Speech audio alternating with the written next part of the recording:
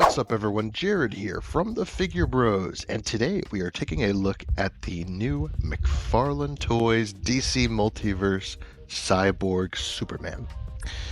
Now I've been looking forward to this figure for a while, and this figure was kind of in an odd state it seems. I first saw this revealed, I feel like last year, and for some reason it was stuck in limbo or purgatory. And it's only finally now hitting shelves. I remember seeing it posted on an Instagram account, and for whatever reason, it just hasn't hit stores until now. And I found it the other day at Target. So very strange, very weird, because I didn't see anyone with it either. So I didn't think, maybe just distribution out here sucked. But very strange. But I'm happy to have it now, because he definitely looks like a really cool figure. So without further ado, let's get him out of the box and take a closer look. So here he is in all of his robotic glory, Cyborg Superman, and this is a very interesting take on the character, I feel, but I like it.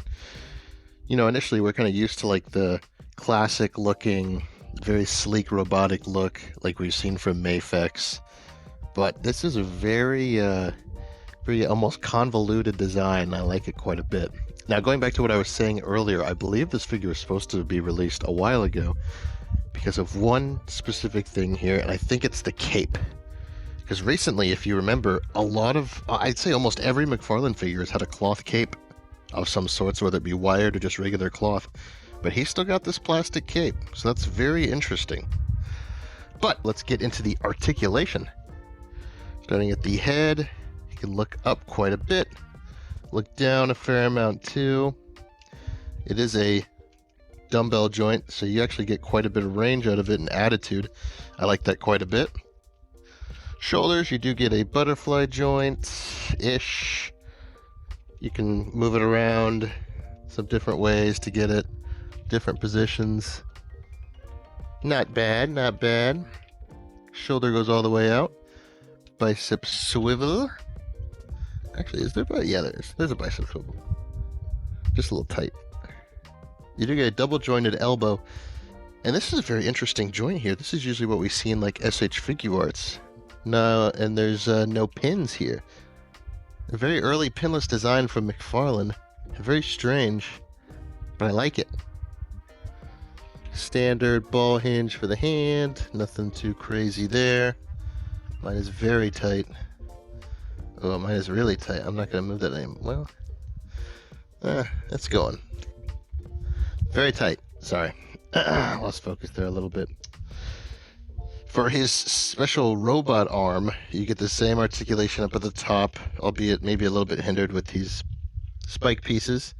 You only get a single jointed, but it works pretty good. And you get your standard hinge here. No ball hinge here, but it works pretty good. Down to the torso, he can lean about that far forward. Not a ton of range. It actually feels like he should be able to lean more, but he's not. Goes back, he's got a decent amount. He's got kind of a weirdly bulbous chest and diaper. The diaper is especially prominent here, I feel. Not a huge fan of that. Legs. You get a lovely split. That looks good. Ish. I mean, it works. Does it look good? I don't know. Goes that far up, goes that far back. Oh, you do get a double jointed knee. Mine's a little tight.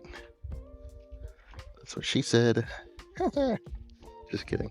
You don't really get a thigh cut in there. I feel like there could be, but there isn't. Going down to the feet, you do get a ball joint. So it can go that far up, that far back, ankle rocker, and of course the glorious toe hinge. This one's a little weird because you get like this gap underneath there. I don't know how I like that. So, overall thoughts on the aesthetic. The articulation is not bad, but it's not amazing. The aesthetic here I do really like. I don't know why, just having like this weird amalgamation of like Superman and Cyborg parts is very cool to me. I really like the metallics that they used. I don't like that some parts are shinier than others. Like this is definitely more shiny than this. I mean, you could say that it's like there's like muscle fibers or something, but I don't know. I wish it was all like one silver with different, maybe dry brushing around it would have been nicer. Because then also these are like pearly, but you also see the wash in here. So it's a little odd. But I do like the overall design of it. Like the overall paintwork is very good. There's a nice wash in here. Dry brushing. Yeah, no, there's a pretty good amount of detail. And the cape isn't terrible either. It's actually a very, very floppy cape, so it doesn't get in the way. It's not heavy. So you can basically stand him up no problem. Yeah, pretty good actually. Not bad at all. I'll put a size comparison right here so you guys can see how big he is compared to some other things. In terms of accessories, there are no accessories. I mean, you get a stand, the classic McFarlane stand, but that's barely anything. I do wish we maybe either got a blaster piece for the arm, or maybe just like even another robot hand would have been nice. But I do really like the aesthetic. I mean, look at those eyes. The head looks great, I feel. Yeah. No, I really like that a lot. The aesthetic here, I think, is really what this figure has going for him. So that's a big, strong point. It is the standard, about $22.99. I think that price here is relatively fair. It's a pretty large, chunky figure. There's a lot of new molding here. I'm very curious as to why they use this system for the double jointed elbow, but it works fine. I think it does look better. But honestly, McFarlane's pretty good with hiding their joints in. I mean, you barely see like these pegs in here. So I'm not sure why they did it, if not just to maybe experiment, but it's pretty cool. So overall, articulation's decent. The aesthetic here really brings it home. Accessories is definitely lacking. I'm going to give this Cyborg Superman a 7 out of 10. He gets a point off for no accessories and a point off for the weird, not really. He gets a point off for that, the fact that the metal is kind of, it's not really uniform, is what I'm trying to say. You know, it's very, almost grayish here, but then it's shiny out here. I wish it was one uniform color. But the sculpt here is amazing. The paint here is good. Yeah, overall 7 out of 10. If he had a cloth cape and maybe, an extra hand or an extra head, he'd easily get an 8 or a 9. So that's it for this video, guys. I hope you enjoyed it.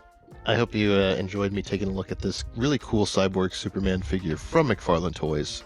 In the meantime, please like, comment, subscribe, or if you disliked the video, just let me know down in the comments below what I could do better. But until next time, I will see you guys later.